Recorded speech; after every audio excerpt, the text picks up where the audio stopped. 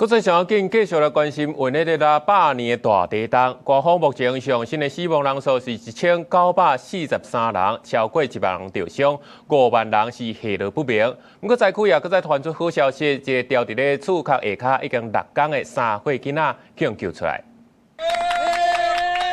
來自約旦的救援團隊利用熱成像技術，6月30日在委內瑞拉首都卡拉卡斯的斜坡內底，成功救出一個受困6天、敢若3歲查甫囡仔。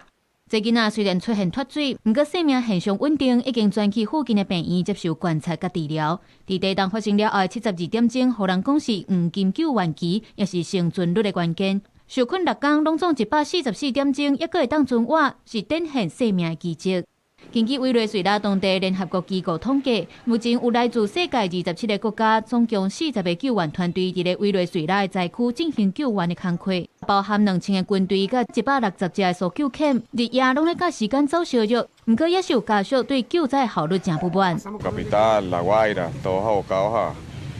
a salvar personas, a lo que uno se dedica, pues, a salvar vidas. Su hijo, Lenin del Yudice, y no lo consigo para que me ayude o me mande personal para que nos ayude a sacar escombros porque mi hijo está ahí. 委內瑞拉發生大地震到今，也有大約5萬的人下落不明。聯合國已經提供大約1萬的遺體袋做準備，這些家屬也是無放棄走病院，希望會當佇大院的名單頂懸看到親人的名字。Que nosotros queremos saber que por favor se comunique con su familia,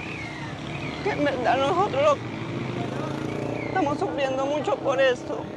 聯合國世界糧食計劃署已經發起一項5000萬美金的援助計劃，希望會當替未來3個月委內瑞拉50萬的災民提供充足的糧食，以免發生饑荒甲重大疾病。